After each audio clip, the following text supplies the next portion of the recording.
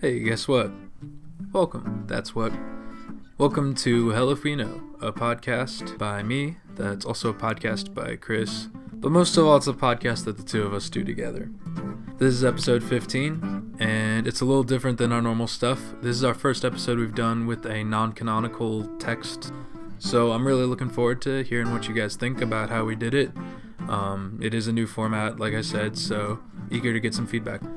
Furthermore, I did also want to mention in the intro, even though we mentioned it at the end of the episode 2, we are still raising money for the Anova school in California that got burnt down. So please, if you are interested at all in helping us with that in any way, please contact us, or you can just directly PayPal us at HellifWeKnowPodcast@gmail.com. We do have rewards for people that donate at certain tiers.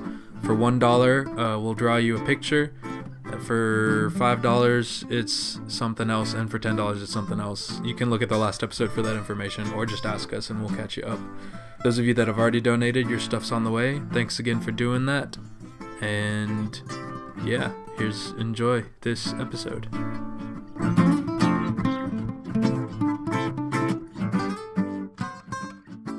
So it's the new year.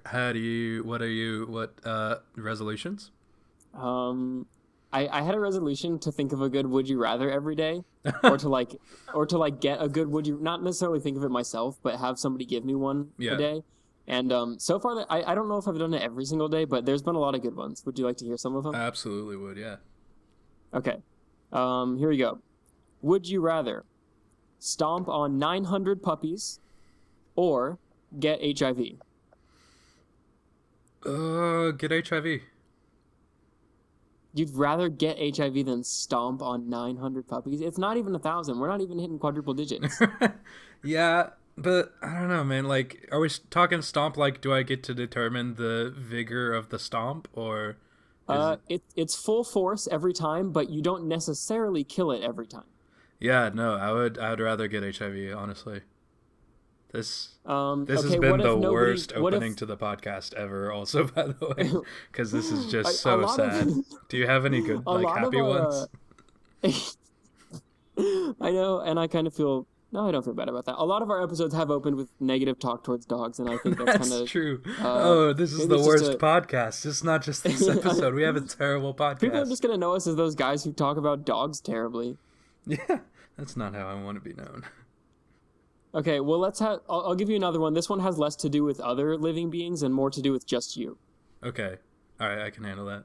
Okay, so would you rather have all your limbs removed or you become an arm? That is a good one. Like, am I someone else's arm, or am I just like a disembodied arm? You can't choose whose arm you are going to be. Like, you could end up like a coal miner's arm, and like you get suffocated every day under the the caves of Chile, or it could be a rich person's arm that always has a padded elbow on it. You never know. Interesting. See, what's weird is I'm looking at the perks of both, which feels like I'm stretching, but that was actually my immediate instinct. Is like, if I'm a coal miner's arm, that's cool, because like then I'm gonna be ripped, Like, I'm gonna be like a really nice arm. Oh, that's true. I'm gonna You'll be a a nice sexy beefy arm. arm, yeah. And if I'm like a rich person's arm, then I've got like the lap of luxury before me, and so that's kind of nice too. On the other hand, if I'm limbless, then I might be like one of those really inspirational figures, and I could I've still got my mind, maybe I could come through this and become stronger. But more likely is that you'll just be a potato. I mean, like, maybe you could be an inspirational figure, but most likely is that you'll just be a potato. Either way, I think I would go with being limbless. Because I feel like, I don't know, I could like write poetry or something. I don't know. How? You'd be more likely to write poetry if you were the arm, I think. Nah, if I still have my mind, I could I could write poetry about not having any arms. Oh, wow. Okay, you could dictate the poetry to Siri, and Siri could type it in a notepad for you. And like half the words would be wrong, so it wouldn't be very good. And roses are orange. Yeah, nobody would like it either because it's very unrelatable. I would have a very small demographic of like really devout fans, and I think I could live with that. I think that would be kind of nice in a way. Yeah, you'd have a small group of disciples, and you'd lead them and tell them how to live their lives. Right. That's exactly what I'm trying to get at, yeah. I'd form like one of those cults. Ooh. That's a risky way to describe that situation as a cult. Well, no, I'm saying it wouldn't necessarily be that. I would make it into that, though. Oh, okay. Yeah. So you would definitely be a cult leader if given the chance. Yeah. Well, basically, if my limbs were removed, I know for a fact I would become a cult leader. Okay, that's really interesting. I actually, in Korea, I bought this shirt that has like only a half collar, and like it's kind of hard to describe, but it's the identical costume that every cult leader, like in a documentary or something, will wear. It's like it's kind of like an almost collared, buttoned up T-shirt, and I wear that, and I kind of feel like a cult leader when I'm like teaching or something. Nice. Like I could just ask these kids to all jump out the window, and they would. Sometimes you do get to be the cult leader. Yeah, you get to. Narwhals. We talked about that in an episode a while ago. We did. And we were dead wrong. Or at least I think I was actually wrong about that one, not Chris. So that's one against me. But we talked about their horns and how they probably fight each other with them or break the ice. That was what I said. They break the ice. Right. That was wrong. First of all, they're tusks, not horns. Second of all, they use them to slap fish, not to break ice. So they slap the fish and it stuns them. Didn't you say they use them to paralyze the fish or something? Well, I heard actually it was a tooth, not a tusk. Or is a tooth and a tusk the same thing? I think so. I think it's like a long protruding tooth. Okay. Yeah. So they slap the fish and it stuns them, and then they eat the fish. And they're also used for navigation because they're really sensitive. So they do like the echolocation like pretty much all the other marine mammals. Oh, okay. And a lot of their tusks like help them navigate because they sense it with that. Oh, are they mammals too? Oh yeah, big time. Okay. Good for them. Yeah. So yeah, that's the update on narwhals. And as a pro tip, having done this research, if you ever get in a fight with a narwhal, like slap it around on the tusk, because apparently because of them being so sensitive for echolocation, this isn't like scientist verified, but this is a hypothesis by me. If you slap them in the tusk, it'll hurt them a lot. So don't just do it. Don't do it for no reason. But like if they're trying to attack you. When you're a star, they let you do anything. You can do anything. Slap them in the tusk. You heard it right here. # slap them in the tusk. That is a horrible and depressing reference. Dude, please let that be the episode title. That's probably going to be the episode title, yeah. Is there anything else you wanted to address before we dive into it? I guess not. Let's go ahead and hit it, dog. Not yet, actually, because I have something else I want to address before I dive into it. I just wanted to give you a turn. Oh, yeah, sorry, I didn't ask you. I should have reciprocated that question. What a terrible conversationist I am. Yeah, it's fine. You're just a podcast host. You're not known for having conversations. Anyway, I was going to say, I just wanted to do a quick double shout out, because I was actually just FaceTiming one of my German friends right before we started this. Mm-hmm. And her name is Svenja Wauschberger, so I want to say hi, Svenja. Say hi to everyone in Karlsruhe for me, please. It's good talking to you a minute ago. And also, Svenja told us we should shout out Sing-hee, who is a Korean-American studying in Karlsruhe right now, just like we did. And cool. She lives in New York, but she's in Karlsruhe, and she maybe listens to the podcast, so hi to Sing-hee. If you listen to this, send us an email, say hi or something. It'd be cool to say hi or something. Awesome. Yeah, I miss Karlsruhe a lot. Yeah, me too. Every day, man. Take each moment for the blessing that it is while you're there. Honestly, I think we underappreciated our time in Karlsruhe. I fully appreciated it. I just miss a lot. Maybe Chris appreciated it better than I did. There were times when I was really appreciative and times when I wasn't. So yeah, just enjoy it. I'm glad for you that you're getting that opportunity. And yeah, we're all going to die soon. So take this time to enjoy what time you're not dead. Exactly. And the shout out has gone on for way too long now. So let's move on. Today, on the episode of the podcast, we're going to talk about the Gospel of Pseudo Matthew, which is a non-canonical gospel written around like 600. And the reason I wanted to do it is because I wanted to include it originally in our Christmas variety show. Okay. But we had way too many segments already, and that would have taken a lot of time. So I was going to do it like, on Christmas Eve services, they'll have like a nativity reading where someone will be like, they'll just read that passage in Luke where they talk about the birth of Christ or whatever, right? Okay. So... okay, wait, before you dive into this, it's called Pseudo Matthew. Pseudo as in the prefix that means fake? Yes. Okay, so is it not really Matthew? Is it a spoopy alias? It's just a regular kind of alias, I think. Oh, okay. But sorry to disappoint you on that. But yeah, so it's Pseudo Matthew because it's like attributed to Matthew, like within the confines of the text. It's like, yeah, Matthew wrote this, wink.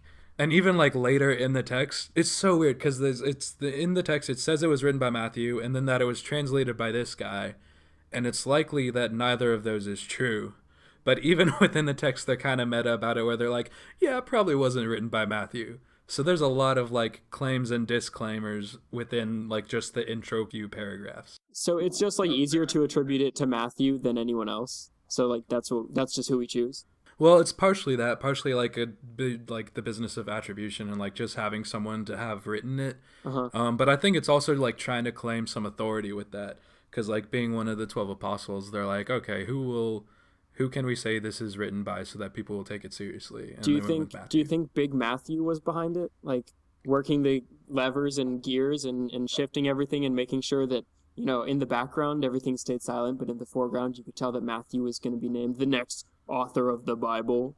No, I don't think so. Oh, well, I wish there was more like you know, thievery and ninjas behind scenes here. Yeah, no. I don't know if this is 100% true, but my impression / interpretation is they were just like, let's say it was by Matthew.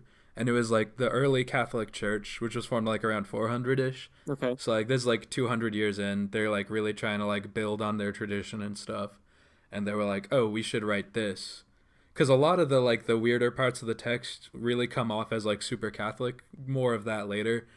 So I think it really was just like early Catholic Church being like, let's write this and include it and try to build our reputation with this. And then it didn't work. So what are some of the particularly Catholic things that this doctrine says? Well, the first like 9 chapters are all about Mary.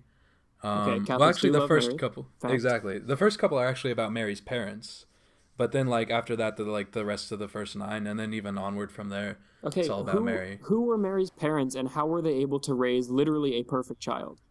Well, we'll get into that. Well, we'll get into that when we start summarizing. Well, I want to give a little bit more about the book before we do that. The original title, before people started to be like, okay, this isn't Matthew, we'll call it Pseudo Matthew. The title they gave for it was The Book About the Origin of the Blessed Mary and the Childhood of the Savior. Okay, I like that better because it describes exactly what I'm getting into. Yeah, I don't know about that. I actually prefer specifically the opposite in most scenarios. I like The Lion, the Witch, and the Wardrobe because it tells me right smack off the bat who's going to be most important in the story. So I don't even have to think about other people who aren't a lion, a witch, or a wardrobe. That's not even the most important, though. The wardrobe is not important except for as like a brief symbol / passageway. I think the wardrobe is very important. It's the conduit through which 2 worlds connect. Yeah, but like one of the most important things in the book, aside from being that gateway and probably a symbol through that in some way, it's not even a character. You've got 1/3 of a point. What about the Lion and the Witch? Probably the 2 most important characters in the book. And if you're taking the book as its metaphor when it's like Jesus versus the devil, then it's even more deep.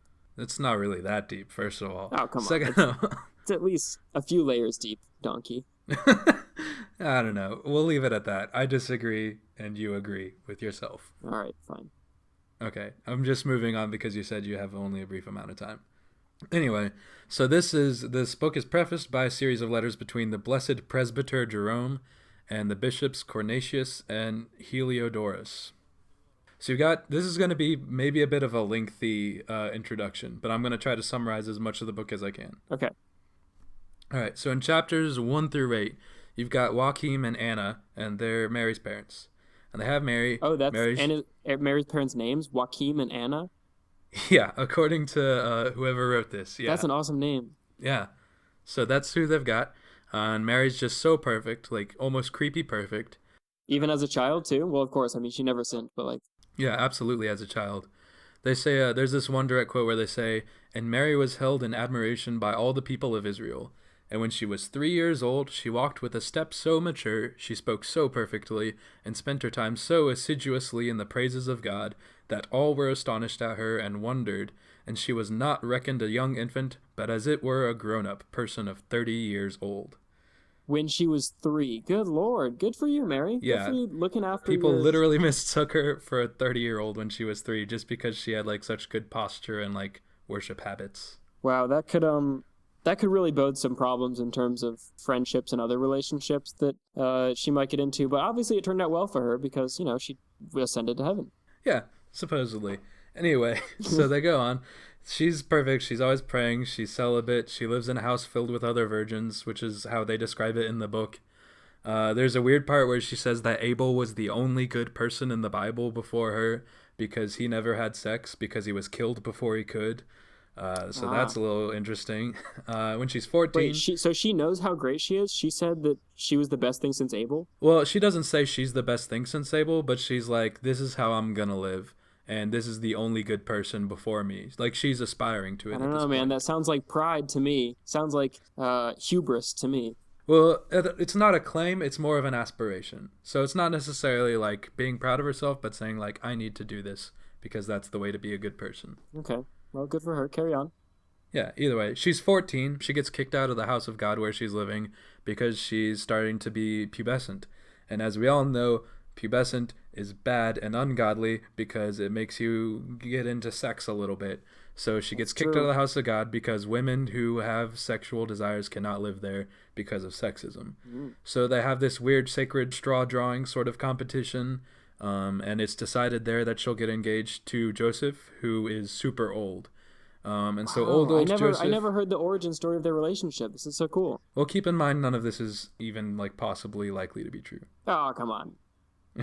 Anyway, so old Joseph gets scared because a priest starts yelling at him for no real reason, and I can't remember what he was yelled at about, but I know that that's relevant later because this priest is a recurring character who frequently yells at Joseph.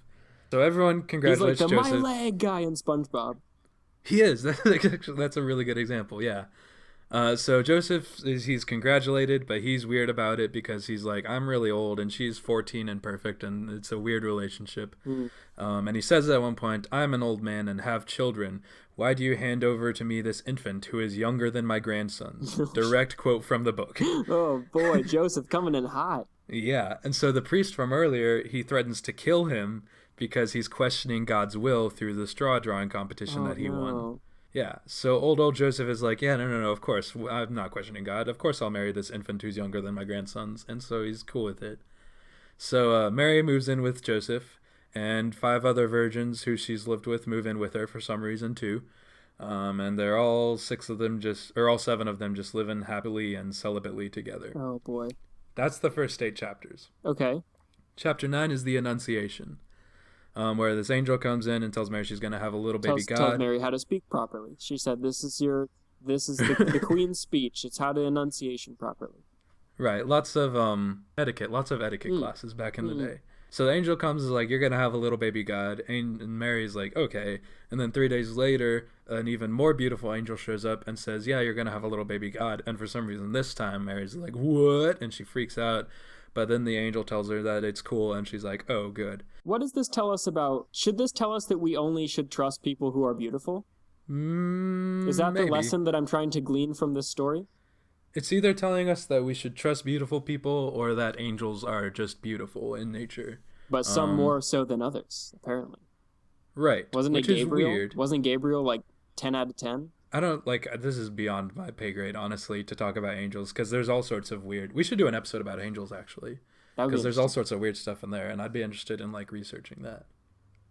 Anyway, chapter 10. Old Joseph comes back from work, and he's like, and it's like 9 months later, so she's very pregnant now. Wait, so is she still only like 15? Yeah, 14. Okay, well, 9 months later, she may be 15. Maybe, but I think she's still 14. Okay, like that's even more. Oh boy. Yeah. Oh yeah. And so he's like, Joseph is mad though, because he's come back and all of a sudden she's very pregnant. Yeah. And so he threatens to commit suicide because his child bride is pregnant. Oh no. Don't do that, Joseph. Oh yeah, don't worry. Because the 5 other virgins come on and they're like, oh no, trust us. We were watching her the whole time. And she's definitely still a virgin. Eyewitnesses, we've seen her the whole time. Yeah. And that's like the whole point of the 5 other virgins. I don't know what that's like. They're just a plot device to just like vouch for each other. I guess, yeah. So then they're like, yeah, no, we were watching her the whole time. Obviously, it was just an angel of the Lord who was invisible and made her pregnant. So that's what they say. And old Joseph says, no, you idiots. It must have been some guy pretending to be an angel of the Lord. And my dumb wife was just tricked by the creepiest and most insane pervert in history. Honestly, that would, like, I like to assume that I would be the good guy in this situation, but that would be my that would be the only story that I believe. Right? I mean, she's 14. 14-year-olds are pretty gullible. Right. And we know today how horrible a lot of men in society are. Imagine back then when there were no repercussions. Like, yeah, when there was no accounting for your actions. There was no justice system to be like, no, she's a person too. It's okay. Exactly. So old Joseph starts to cry, and he makes plans to run away. But then in chapter 11, another angel comes to old Joseph and says, no, the virgin's all right, you're good. She's a virgin. And old Joseph gives thanks to God, stops crying, and decides to stay. Okay. Chapter 12, the gossip spreads that Mary is pregnant, and everyone's really mad at Joseph for allegedly doinking the perfect child Mary. Which, like, just as a side note, that's pretty cool that they're mad at Joseph and not Mary. Because, like, for that time, that's super progressive to be mad at the man and not blame everything on the woman always. So, Wait, I just think that's cool. They're mad at Joseph because they think that he made her pregnant? Yeah. But they're married, right? So that's... Yeah, but she's just so perfect. Like, everyone's just like, oh, look at her. She's like Abel. But She's it's never not having making sex. somebody less perfect to impregnate them. According to them, it was. Okay. Well, I don't like... See, the system on which they judged Mary's perfectness is different than the scale that I would have used. So I don't think Mary's that perfect to me. Yeah, no, I agree. Literally, they're just like, she's a virgin, so she's perfect. And Okay. she prays a lot, I guess. And she lives with other virgins. Like, it was a huge emphasis on the sexuality. It's pretty messed up. Okay, well, carry on. Yeah, so that same priest from earlier, he comes to Joseph because they're all mad at him. And he says, as the Lord lives, I will give you to drink of the water of drinking of the Lord, and immediately your sin will appear. Yikes. So fun fact, apparently, I don't know if this was like a real thing in the culture at the time, or if the people who wrote this were just like, wouldn't it be cool if... But apparently they have this weird ritual in the book where it's like there's this one well that's like the water of drinking, and if you drink of the water of drinking, it's like the lasso of truth for Wonder Woman, where like you just tell the truth and your sins become like marks on you. So here's that passage about it. It's fun to read out loud. So here's what it says. Okay. And again Joseph was summoned to the altar, and the water of drinking of the Lord was given to him to drink. And when anyone that had light drank this water and walked 7 times around the altar, God used to show some sign in his face. When therefore Joseph had drunk in safety and had walked round the altar 7 times, no sign of sin appeared in him. And then they did the same thing with Mary. This isn't a quote anymore. They did the same thing with Mary because they realized that Joseph was innocent. So they were like, oh, I guess Mary did mess up. And so she walked around the altar 7 times and drank of the water of drinking of the Lord. And she did she get a scar too? Nope, she was fine. Neither of them got scars, which was a good thing. Oh, okay, that is a good thing. So that they were both cleansed of their sins?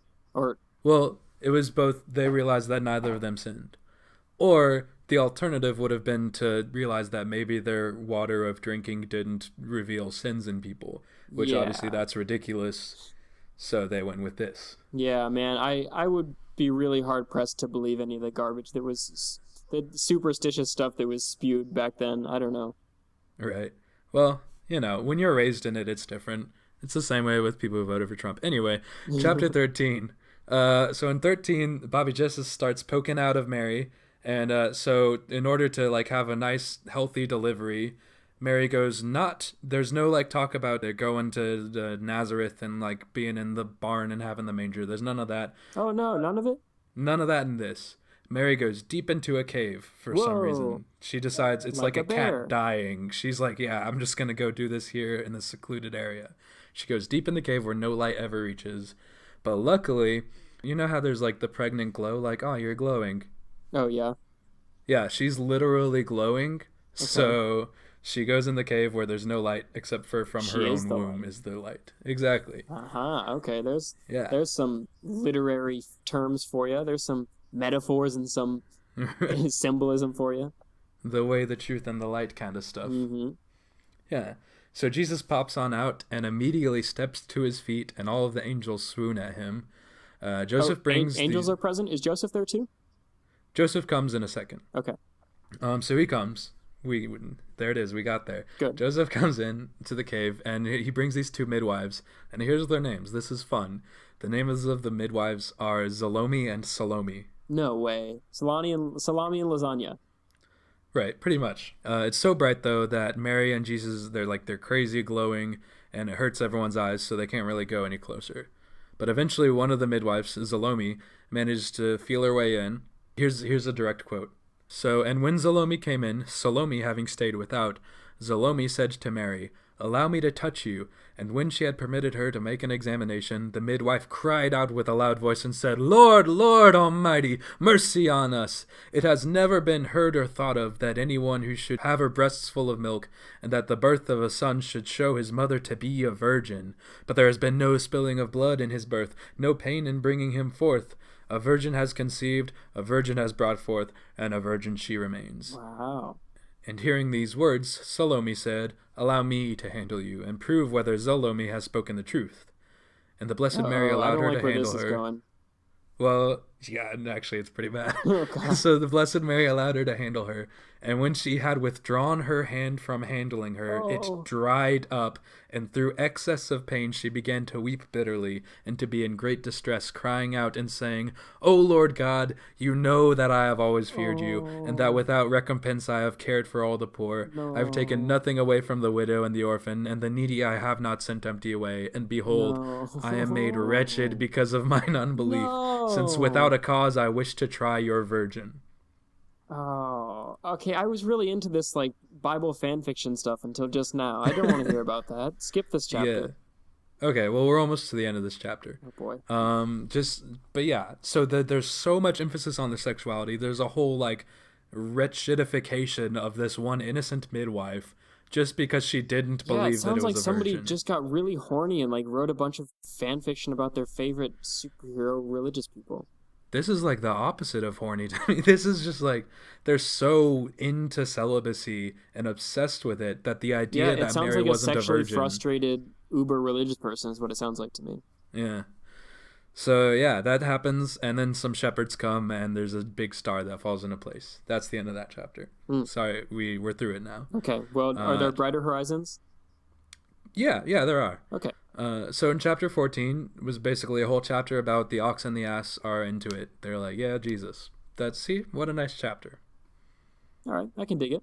Yeah. Chapter 15 is the 6th day after his birth. They cut baby Jesus' foreskin off. Good, and as is wont to do in that society. Right. Here comes one of my favorite parts, though. As a gift, they give him a pair of young pigeons, or better said, two turtle doves. Yeah, 2 turtle doves. No way. Yeah. So I knew that song was nonfiction. Right, exactly. Except for that this is the only... obviously it's not true. Also, it's the 6th day, not the 2nd. And also, this is the only example of any of it being true. All right, well, I can get behind... I like the idea of Christmas songs blending in with actual Christmas factuality, even if they're alternative facts. Right. Cool. Well, good for you then. You get a little treat for you in that chapter. Later in the chapter, there's a couple of like weird old people who very dramatically pay their respects to the baby Jesus, and I don't like. It was just a long bit about that I don't get at all. Were they bearing gold, frankincense, and myrrh? No, that was I think the ones that brought the turtle doves. No, I can't remember. There was a bit about the Magi, but I forgot what it was. Ah, that's all right. Yeah, kind of overrated anyway. I'm more partial to the Little Drummer Boy. I am too. Even though I kind of also hate the Little Drummer Boy, but we can get into that later too. Worst Christmas song. Yeah, pretty much. Then there's 3 more chapters. There's actually a lot of chapters. There's like 40 chapters. But just for now, we'll go into the next 3 because this is where it gets kind of interesting for our purposes. Okay. All right, let me get to that point in the thing. I'm just going to like straight up read it because this is what I was kind of hoping to do when I wanted to have it in the variety show originally, was to have like the reading that they do in Christmas Eve services, where it's like you read a passage and then there's like a brief sermon on it and you talk about like just direct to the text Christmas story kind of stuff. Yeah. But since it's Hell If We Know, I thought it'd be more fun if we did something non-canonical, but the same idea. Okay, yeah, let's hear it. Yeah, we were originally gonna record this while it was still the season of Christmas, just because I wanted to do it right after Christmas. Oh no, it's January 10th. Yeah, no, only to the 5th, the 12 days. I thought it was the 6th. I think it's the 5th. Like the 5th is the last one. Okay. Yeah. Anyway, chapter 16. And when the 2nd year was past, Magi came... Oh, this is the bit with the Magi. Cool. Oh, perfect. And when the 2nd year was past, Magi came from the east to Jerusalem, bringing great gifts. And they made strict inquiry of the Jews, saying, Where is the king who has been born to you? For we have seen a star in the east, and have come to worship him. And word of this came to King Herod, and so alarmed him. These guys just have nothing better to do than, like, did they not have jobs? They were allowed to just take off vacation days for following a star? Well, it's because the star is like the king of the Jews is coming. Like, when it's the king of the Jews coming. No, that's what they're saying here. They're like, hey, we heard there was a king of the Jews. I don't think I would quit my job if I heard the king of the Jews was coming. I'd say... Well, that's why you're going to burn in hell, friend. Yeah, I guess so. I would have made the same decision back then as I would now, I guess. Yep. And most people do. And that's why most people are burning in hell. Da-da-da-da-da-da. Fact of the day. And so word of this came to King Herod, and the scribes and the Pharisees and the teachers of the people. They were all asking him where the prophets had foretold that Christ should be born.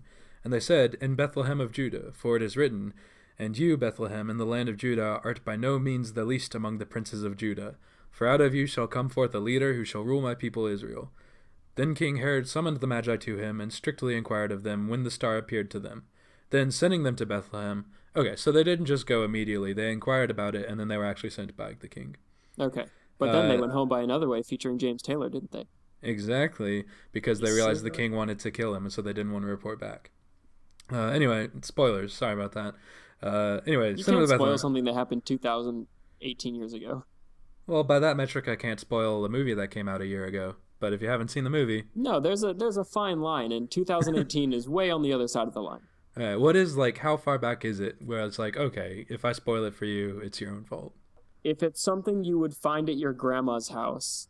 So, like, anything before Wizard of Oz is fair game. Okay, when was that, like, early 20th century? 30s, maybe, 1930s. Okay. So, pre-Great Depression, no spoilers count. Right. Official stance of the podcast. I'm with it. Okay. Cool. Go and make strict inquiry about the child, and when you have found him, bring me word again, that I may come and worship him also. He is lying here, sneaky sneak. And while the Magi were going on their way, there appeared to them the star, which was, as it were, a guide to them, going before them until they came to where the child was. And when the Magi saw the star, they rejoiced with great joy, and going into the house, they saw the child Jesus sitting in his mother's lap. Then they opened their treasures and presented great gifts to the Blessed Mary and Joseph. And the child himself, they offered each of them a piece of gold. Ooh, this is different. Yeah, the syntax of this is really weird. But in here, they all give him gold. And then it says, it's kind of, there's like a direct contradiction immediately, because then it says, and likewise, one of them gave gold, another frankincense, and the third myrrh. So there it is, the same thing. There's a lot of inconsistency here. All these gifts are things that Jesus got, and all of these gifts are things that I'm sure Jesus did not use at all. I'm sure they're sitting there to this day, somewhere in Bethlehem. They're probably not sitting there to this day. No, they're probably sitting there under a few generations of dirt and layers of the earth. I imagine Joseph would have been like, oh, let me just take this with me and use it. Like, what's every parent of every child star ever do? You think Jesus would sin by stealing from his own son, the Son of God, like that? Well, Joseph would. Jesus wouldn't. Do you think Joseph would, really? Joseph is like a pageant mom. No, Joseph didn't ask to be wrapped up in this stuff. He didn't... Exactly. So a pageant mom does ask to be wrapped up in that. A pageant mom, puts the tiara on her child and sends her off to the stage. But Joseph was just like, nah, man, I'm trying to, chill and just have a beautiful, extremely young... but okay for the time period wife. Right, but then he also, if you had this magic baby who everyone gave gifts that he wasn't going to use, like the pageant mom, wouldn't you take huge advantage of that? Not necessarily, to the detriment of Jesus. I do, but... Maybe he bought diapers with the gold and the frankincense and the myrrh. Well, I don't think they had diapers back then, but I'm sure he did buy some extra hay for the manger. All right, or for the cave. Right, the cave, which in this case... Just sprinkling hay all over the cave. Wait, so all these, the Magi and everybody... were walking up to her cave to visit her? Well, at this point, this is actually a year later, and they're, in their house. Oh, so Jesus is, probably crawling at this point. Yeah. Well, in this account, he stood up immediately as soon as he came out of Mary, so... Well, that would be jarring if I were the mother. Well, yeah, but she's kind of used to it at this point. All the weird jarring things. Boy, it was hot in there. I'll tell you what. It's so cool out here. He immediately stands up, grabs a stool and a microphone. Somebody get this umbilical cord off me. Right. A lot of, weirdly not relatable comedy. Anyway, chapter 17. And when Herod saw that he had been made sport of by the Magi, which I love that, weird, like, 20th century British Right, syntax maybe, that they use, made sport of. His heart swelled with rage, and he sent through all the roads, wishing to seize them and put them to death. Oh, no. But when he could not find them at all, he sent anew to Bethlehem and all its borders, slew all the male children whom he found of 2 years old and under, according to the time that he had ascertained from the Magi. Now the day before this was done, Joseph was warned in his sleep by the angel of the Lord, who said to him, "Take Mary and the child and go to Egypt by way of the desert." And Joseph went according to the saying of the angel. Chapter 18. Wait, this is real sad. Well, yeah, but this is actually, like, this is the stuff that's also in Luke. That's why I wanted to read this part, is because it's the actual, like, so this Christmas is the stuff reading. that has a little bit more substance to it, to its sources. Yeah, at least partially.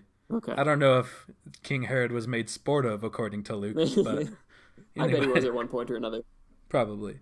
Chapter 18, and having come to a certain cave, so they're in a cave again, and wishing to rest in it, the Blessed Mary dismounted from her beast, and sat down with the child Jesus in her bosom. I can't say that word regularly because it sounds like it has no vowels. It sounds like it would just be spelled BZM. Yeah. Also, there was just, like, everyone in my middle school, when we had to read out loud and came to that word, we all said it weirdly because we were like, oh, God. Well, we'd crack up and then we'd be like, oh, wait, I have to read this out loud. And we'd get nervous and, like, weird puberty stuff. And so then, like, everyone would be like, bosom. And so, like, now I, like, just, have like, habitually word, read it that way. over it. Yeah. So I can't say that word out loud. Which I probably should go to therapy for. But anyway, right. The child Jesus is in her bosom. And there were with Joseph 3 boys, and with Mary a girl, going on the journey along with them. And lo, suddenly there came forth from the cave many dragons. So we're diverging a little bit from the Luke narrative. We've gone from fan fiction to, like, we're in another universe now. Yeah. So there's in the cave, there's many dragons. This is one of my favorite parts. I've been looking forward to reading this. And when the children saw them, they cried out in great terror. Then Jesus went down from the bosom of his mother and stood on his feet there before the dragons, and they adored Jesus, and thereafter retired. No way, that's awesome. So a little 1-year-old baby Jesus just walks down to the dragons, and they're like, oh, sweet, and then they retire. Which, like, retire could mean they just, like, went to sleep. Could mean they got old and decided to quit their day job. Could mean that they perished. That's probably it. Boy, I'm really steamed here at the fire blowing factory. I think I'm just gonna call it quits now. You know, I'm 65. I got the rest of my life ahead of me. I got a savings account. Yeah. So that's what happened when they saw Jesus. So it's probably a good thing that Jesus isn't alive in the flesh today around us, or we'd all be getting no work done. Yeah. Well, Jesus did a lot more for us than we realized. He also destroyed an entire population of really cool animal. Yeah, exactly. And so here's another cool bit, is they claim this was a prophecy, because they say, then was fulfilled that which was said by David the prophet, which, first of all, David wasn't really a prophet. I guess you could say it was, but not really. Anyway, David the prophet saying, Didn't I say in an earlier earth. episode that the criteria for being a prophet is just to tell everyone that you're a prophet? That's true, which David didn't even do that. Okay, well, maybe there were rumors. Maybe. Other people said he was a prophet. If you want to alter your criteria there, if anyone calls you a prophet, you're a prophet. Anyway, so David the prophet said, praise the Lord from the earth, you dragons, ye dragons and all you deeps. That's a great prophecy, because first of all, maybe in the context originally it made sense, but let's just dissect it for a second. Praise the Lord from the earth, you dragons, ye dragons and all you deeps. Yeah, I can't even tell where you should punctuate that sentence. Oh, if you want me to tell you, they have a semicolon. Well, first there's a comma after earth. So Okay. praise the Lord from the earth. Then it says, you dragons. Then there's a semicolon. Then it says, ye dragons. Then comma. Okay. And all you deeps. Period. Okay, no, well, that makes sense, but there shouldn't be a semicolon there because there's not two independent clauses on either side. But I understand. So he's talking to the dragons. Right. And I think semicolons can be used in, like, very specific situations when you're listing things. But there's just so much. First of all, okay, praise the Lord from the earth. Cool. That's, like, a good prophecy, I guess. Okay, But it's been standard. said. Not very original. Then I feel like David's feeling the pressure. I really want to get into this. I feel like David's feeling the pressure of, like, having said that, been like, oh, wait, that's been said before. Let me say something completely new. How do I add something even better? Dragons! Dragons, exactly. So he says, praise the Lord from the earth, you dragons. And then, to really nail it home, he says, ye dragons. So he says it twice, just, like, immediately in a row. Right. So that if people didn't hear him the first time, he'd be like, oh, you heard me. dragons Right. right here in Israel. This time he gets fancy with it, though. He even says, ye dragons. So, I don't know. I just really love it. Then he says, all you deeps, which deep isn't a noun, so that's weird. But I don't know. Maybe this is just me, but I think that's a hilarious prophecy, and I love that this is like, see, this is why it's in here. But I really enjoy that. What animals, like modern day, reside in that area of the world where they might have seen what they think is a dragon? Like, I'm trying to think, could it be like a Komodo dragon? Is that like near? Nah, like those are in like the it's kind of island like in the Komodo. desert, isn't it? So like, what are some desert dragons? Well, there's those little guys with the like fans around their faces. Oh, the Gila monsters or Gila monsters, I think. Yeah. I think those are maybe they're in some desert. Yeah, but they're not big. I would never mistake them for a dragon. Well, maybe it was little dragons. Ooh, what about the ones from holes? The ones that bite you and you die forever or something? The yellow-spotted lizards that don't really exist. Lizards that Stanley Yelnats finds. Yeah. They've got 11 yellow dots, 5 on one side, 6 on the other. Or spots, not dots. And they kill you in one bite. Oh, man, that just sends a shiver up my first grade spine seeing that in the movie theater. Yeah, well, onions. Yeah, that's right. Ward it off with your onions. Exactly. I wouldn't be able to do it. Onions are not good enough to live off of. Yeah, I mean, you can put them in like some chili, but like they just eat the straight onions there, and that's the part that's gonna shiver up my first grade spine. Just taking a bite out of an onion like an apple. Gross. Yeah. Anyway, so there's dragons, and they retire. Next chapter. Well, there's a little bit more in this chapter. Oh, alrighty then. Yeah. And the young child Jesus, walking before them, commanded them to hurt no man. So still talking to the dragons. Mm-hmm. But Mary and Joseph were very much afraid lest the child should be hurt by the dragons. And Jesus said to them, do not be afraid. Do not consider me to be a little child. For I am and always have been perfect. And all the beasts of the forest must needs be tame before me. All right, Captain Planet. For I am and always have been perfect. I can just imagine a little 1-year-old child having just commanded dragons. And he's like, you don't even know how they look at me, bro. Exactly. Then we got chapter 19, which comes in really strong with lions and panthers adored him likewise and accompanied them in the desert. Wherever Joseph and the Blessed Mary went, they went before them showing them the way and bowing their heads and showing their submission by wagging their tails. They adored him with great reverence. Sorry, who was wagging whose tails? The panthers and the lions were wagging their tails. Right, dogs. The panthers and the lions that were with Jesus. Okay, yeah, I remember now. Like escorting them through the desert. Yeah. Okay. Which is interesting because if a cat wags its tail, it's not a happy cat. No, that's... I think this writer got dogs and cats mixed up for a second there. They didn't have all these things. He didn't have the origin of the species. He hadn't quite read it yet. He didn't have Wikipedia. He was just kind of guessing. Yeah. He's like, I think it looks happy. Right, exactly. No, cats, if it's wagging its tail, it's about to kill something. That's true. But anyway, so now at first, when Mary saw the lions and the panthers and various kinds of wild beasts coming about them, she was very much afraid. But do you watch The Kroll Show at all? No, I mean, I've seen a few episodes. Yeah. He has this one character that describes everything as like very much blah blah blah, and so whenever I see something described as very much something, it reminds me of that. Anyway, Mary was very much afraid. But the infant Jesus looked into her face with a joyful countenance and said, be not afraid, mother, for they come not to do you harm, but they make haste to serve both you and me. I would go crazy if I were the mother of a baby telling me what to do. That's so creepy. He's walking around and taming beasts and commanding you not to be afraid of things. And you don't even have any other like fellow mothers to talk about your problems with. Like you can't go to like a new mother like Facebook group meetup and talk about your problems with other mothers because they're not going through the same thing. Exactly. Also, you're 14. Also, well, I guess you're she's 14, 15 now. You're still worried about like acne scars and right, exactly. if Jim from 6th period likes you. Yeah. He doesn't. Joseph likes you, and you shouldn't have your eyes on anybody else, Mary. True. Well, she shouldn't even have her eyes on him because she's perfect. And not even her. Right. But, like, she can't be raising a Jesus. She's got finals next week or whatever.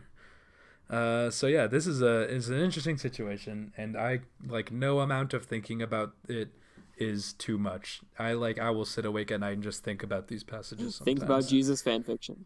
Exactly. So, anyways, with these words, he drove all fear from her heart.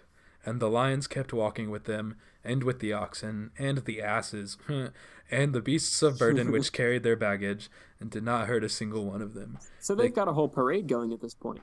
Oh yeah, it's like Noah's Ark again. Did they? Yeah, it seems like a moving ark. Did they have to get like a city permit for that or something, or are you just allowed to walk through a city with a bunch of wild animals at your side?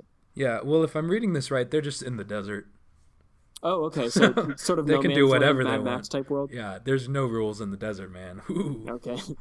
Yeah, and this is what they choose to do with that too. Interesting. No rules. Let's get a bunch of animals and just walk. Anyway. And so they carried their baggage and did not hurt a single one of them, though they kept beside them. But they were tame among the sheep and the rams which they had brought with them from Judea, and wolves. Wait, I skipped a line. Judea and wolves. Judea, and which they had with them. They walked among wolves and feared nothing, and no one of them was hurt by another. Then was fulfilled that which was spoken by the prophet, wolves shall feed with the lambs, and the lion and the ox shall eat straw together. Ah, I've heard this little idiom before. Mm-hmm. And there were together 2 oxen drawing a wagon with provisions for the journey, and lions directed them in their path. So I'm going to stop there because we're getting out of infancy at this point. He's already acting like an adult. Mary's been acting like an adult for years now. Yeah, she's been made to. Right. So I just wanted to have that to get you in the Christmas spirit, even though we're too late now. I thought this nice nativity reading would really put you in the mood. Thank you for this alternative nativity scene. I really like the, if I were to make a diorama of it, I would choose to make it a diorama shoebox portraying the cave scene rather than the, no more room at the inn scene, because I just think this is a more wild story, and I like that better. And you could put a little Christmas light inside Mary's womb to portray the glowing... Yeah, you could. Just one little, and it would look like Rudolph poking through. Yeah, exactly. And that's where we get the story of Rudolph. Right, of course, Rudolph being born from right below Mary's bosom. Exactly, bosom. And you could have Salome's hand, or Zalomi, I don't remember which one it was. Salami hand and lasagna. All withered and wretched. Yeah, salami and lasagna. So that's our first episode about a non-canonical reading of some sort. And I don't know, I didn't have any sort of plan with it really. What do you have discussion ideas right now? We're kind of at the end of the episode time-wise anyway, but... Yeah, but I'll just go ahead and say that I think it's super interesting to read this stuff, even if you know that it's 100% BS, because it sort of makes you wonder how the books of the Bible were picked that are canon now, that are considered canon. And what things do the ones that aren't canonized have in common that might have made them, not quite make the cut? Yeah. That's a really great question. I know that they had criteria they were looking for when they were forming the canon. Mm-hmm. A lot of it had to be if it was communally respected, different communities all sort of reached for that same text and revered it in the same way.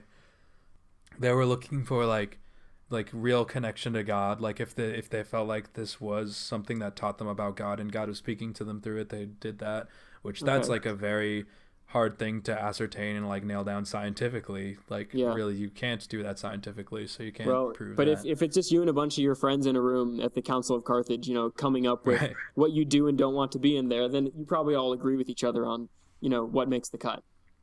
Right. And so that's basically it. It was did they all agree? And there were different factors that they looked into it. But I know there's a list of 4 criteria, but those are the 2 I can remember right now. But looking at it that way, why wouldn't something like this make the cut? Obviously, we think it's ridiculous, but if this had been in the text all along, we'd probably be there's probably be that super woke atheist that would be see you guys, see how ridiculous this sounds? Well, you're all idiots. And we'd all be it's kind of ridiculous. The woke Christians would be it sounds ridiculous, but I believe it. Or maybe they don't interpret it literally or whatever. But So are there a large group of people? Is there a large group of people who do believe this? Oh, no. I'm saying hypothetically, if this had been in the canonized scripture all along. Okay. Right. No. I don't think anyone believes this. Oh, well, why not? Why not? I want to believe it. It sounds fun. It is, yeah.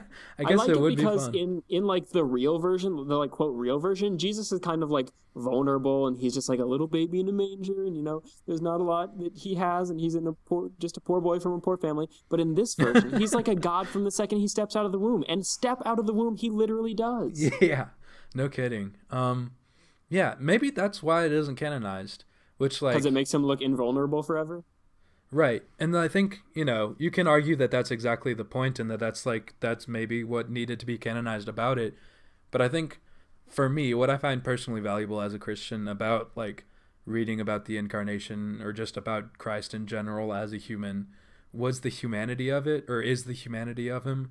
Like looking at the fact that like while he was fully God, while he was on this earth, he was also fully human, and there was a vulnerability there. There was a relatability there.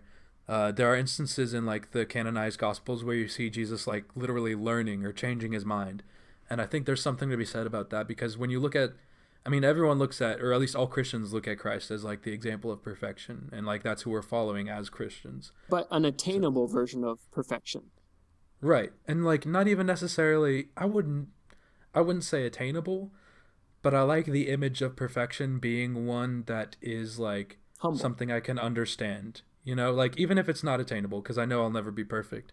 Like I like the image of perfection being something that is human and that does change and grow.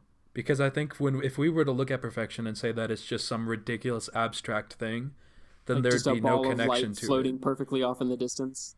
Exactly, like a little embryo glowing and walking out of the womb. Like that's not something that interests me or compels me. It's something that I look at and I go like, "Whoa, that's crazy." But if I want to like follow something and to be moved personally by it, I want it to be something that I can look at and say like, there's humanity there, and there's, I don't know. I don't know if I have the words for it. No, I think that's perfectly explained, and I think that's probably also, you're right, why this Jesus fan fiction wasn't published and sent around the world in versions of the Bible. But I like the story, and I wish there were at least a small group of people. I bet there is a small group of people who like actually believes it. If there are flat earthers out there, there's got to be people. There's got to be like a very small cult of people who come together once a week and they read these passages and they're like, "See, like he's leaving hints here, and like that's why it's really real, man. Jesus really did heal birds, and like and we walk out of the womb when he was 1 year old." Right. He walked out of the womb when he was a year old. If he were in Korea, he would have walked out of the room at 1 year old. That's a good point. That's very true. Yeah, and I like that too. That's maybe that's what we just did actually. Maybe we're broadcasting this and people are saying, "Oh, there you have it. Jesus." Irrefutable evidence. Exactly. Maybe this is the cult that I was talking about earlier. So we'll start a cult based on people who believe in Jesus fan fiction. Yeah. And we'll lead their lives where? To destruction, or will we help them? Well, ultimately every cult, I think, I don't know. It depends on your definition of a cult. I think the standard definition of a cult involves the ultimate leading a lot of white to tunics. destruction. Yeah. But like you could also just call every religion a cult, and that doesn't always lead to destruction. So I don't know. We'll decide when the time is right. I still have all my limbs, so who knows? Maybe that'll change me. Maybe that's like my supervillain like background story is I lost all my limbs and then I was and you like, have like 4 robot limbs or something. Exactly. Or you just have 4 peg legs like Seamus from Family Guy, and you just sort of stumble around everywhere and curse at people. Yeah, I like that. I can get behind that for my life. My vision board is just a picture of Seamus. Just a picture of a pirate with no limbs. Exactly. But anyway, yeah. So like as we said, this is just an introduction for you, the listener, to the idea of non-canonized canonized. You get the idea. Like it's something worth reading because it's fun, it's interesting in different ways, but we don't necessarily have a message from it other than that sort of what Chris was bringing, which I liked up. The idea of Christ being this human thing, and that being part of the value of the incarnation, and the value of being a Christian is having this human example of perfection that we can aspire toward, even if not concretely. And dragons. If you have any questions, corrections, or suggestions, please contact us. We are at HellifWeKnow at all of those things that have @ signs on them. We are HellifWeKnowPodcast at gmail.com, and we have Facebook. Cool. Yeah. Oh, another thing. We're still raising money for the Anova school. Right now I think we've got $70, which honestly, that's awesome. Yeah, that's more than I was kind of expecting. Yeah. But we're collecting through the end of the month. So again, you can PayPal us for that. Listen to our last episode if you don't know what we're talking about, or just talk to us. We can tell you. But yeah, PayPal, HellifWeKnowPodcast at gmail.com. It's Awesome, a good cause, and we're trying to. I think our goal is 250.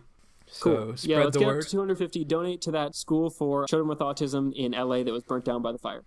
Yeah. So we appreciate your help with that. Thank you to those of you who had already donated, and we look forward to getting more money for them.